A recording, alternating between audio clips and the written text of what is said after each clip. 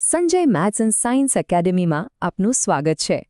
આજે આપણે રાસાયણિક પ્રક્રિયાઓની રસપ્રદ દુનિયાને સમજીશું અને શરૂઆત કરીશું એક એવી ઘટનાથી જે આપણે બધાએ જોઈ જ હશે.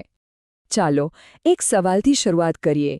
ક્યારે એવું વિચાર્યું છે કે આપણે ઘરની દિવાલ પર ચૂનો લગાવીએ અને પછી 2-3 દિવસમાં એ વધારે ચમકવા લાગે છે? આવું કેમ થતું હશે? આની પાછળ એક બહુ જ મજેદાર રાસાયણિક પ્રક્રિયા છુપાયેલી છે.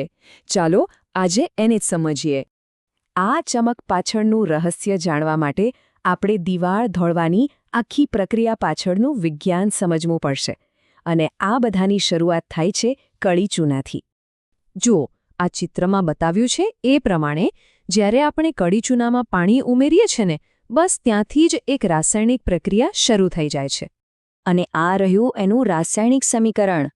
કળી ચૂનો એટલે કે CaO અને પાણી એટલે કે H2O, આ બંને જ્યારે ભેગા થાય છે ત્યારે જોરદાર પ્રક્રિયા કરીને ફોડેલો ચૂનો બનાવે છે. અને હા, તમે જોયું, આ પ્રક્રિયામાં ગરમી પણ ઉત્પન્ન થાય છે. આનો મતલબ એ થયો કે આ એક ઉષ્માક્ષેપક પ્રક્રિયા છે, જેના વિશે આપણે હમણાં થોડીવારમાં વધુ વાત કરીશું. હવે આ જે નવું દ્રાવણ બન્યું, જેને કેલ્શિયમ હાઇડ્રોક્સાઇડ કહેવાય છે, બસ એનો જ ઉપયોગ દિવાલોને ધોળવા માટે કરવામાં આવે છે. પછી શું થાય છે ખબર છે? લગભગ 2-3 દિવસમાં આ ફોડેલો ચૂનો હવામાં રહેલા કાર્બન ડાયોક્સાઇડ સાથે ધીમે ધીમે પ્રક્રિયા કરે છે અને કેલ્શિયમ કાર્બોનેટનું એક પાતળું, મજબૂત પડ બનાવી દે છે. અને આ જ પડ છે જે દિવાલને પેલી સરસ મજાની ચમક આપે છે. હવે આખી જે પ્રોસેસ આપણે જોઈ, એ એક ખાસ પ્રકારની રાસાયણિક પ્રક્રિયાનું એકદમ ઉત્તમ ઉદાહરણ છે. ચાલો એને જરા વિગતવાર સમજીએ. આપણા ઉદાહરણમાં 2 અલગ અલગ વસ્તુઓ હતી, એક કેલ્શિયમ ઓક્સાઇડ અને બીજું પાણી. આ બંને પ્રક્રિયકો જોડાઈને એક જ નવી વસ્તુ એટલે કે ફોડેલો ચૂનો બનાવે છે. બસ આને જ સંયોગીકરણ પ્રક્રિયા કહેવાય છે. એકદમ સિમ્પલ. ચાલો એક બીજું ઉદાહરણ જોઈએ.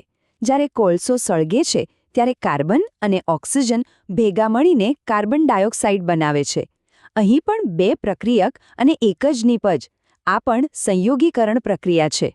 એ જ રીતે હાઇડ્રોજન અને ઓક્સિજન, આ 2 વાયુઓ જ્યારે ભેગા થાય છે ત્યારે એક જ નિપજ બને છે, પાણી. તો મુખ્ય વાત એ છે કે જ્યારે પણ 2 કે તેથી વધુ પ્રક્રિયકોમાંથી ફક્ત એક જ નિપજ બને ત્યારે તેને સંયોગીકરણ પ્રક્રિયા કહેવાય. ચાલો પાછા આપણા પહેલા પ્રયોગ પર જઈએ. યાદ છે, કળી ચૂનામાં પાણી નાખ્યું તો બીકર ગરમ થઈ ગયું હતું. હા, તો એ ઘટનાનું પણ વિજ્ઞાનમાં એક ખાસ નામ છે. જે પણ રાસાયણિક પ્રક્રિયામાં નિપજ બનવાની સાથે સાથે ગરમી એટલે કે ઉષ્મા છૂટી પડે છે, તેને ઉષ્માક્ષેપક પ્રક્રિયા કહે છે. કળી ચૂનાવાળી પ્રક્રિયામાં ગરમી નીકળી હતી, એટલે એ ઉષ્માક્ષેપક પ્રક્રિયાનું એકદમ પરફેક્ટ ઉદાહરણ છે. અને એક રસપ્રદ વાત એ છે કે આપણે અત્યાર સુધી જે પણ સંયોગીકરણ પ્રક્રિયાઓ જોઈ, એ લગભગ બધી જ ઉષ્માક્ષેપક હોય છે. એમાં ગરમી મુક્ત થાય જ છે. સારું, હવે એક એવી વાત કરીએ જે સાંભળીને કદાચ નવાઈ લાગશે.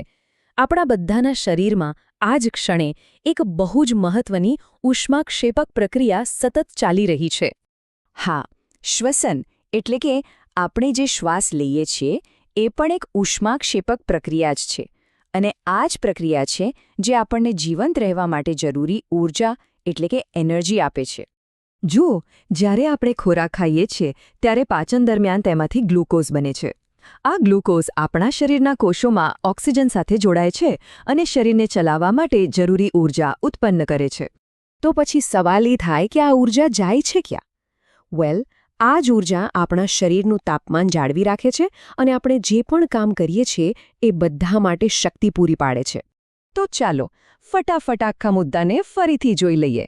આપણે સંયોગીકરણ પ્રક્રિયા વિશે શીખ્યા, ઉષ્માક્ષેપક પ્રક્રિયા શું છે એ સમજ્યા, અને એ પણ જાણ્યું કે દિવાલને ધોળવાથી લઈને આપણા શ્વાસ લેવા સુધી આ બધી પ્રક્રિયાઓ આપણી જિંદગી સાથે કેવી રીતે જોડાયેલી છે. જો આ સમજૂતીથી તમારા કોન્સેપ્ટ્સ ક્લિયર થયા હોય અને કંઈક નવું શીખવા મળ્યું હોય, તો સંજય મેથ્સ એન્ડ સાયન્સ એકેડમીને લાઇક, શેર અને સબસ્ક્રાઇબ કરવાનું ભૂલતા નહીં.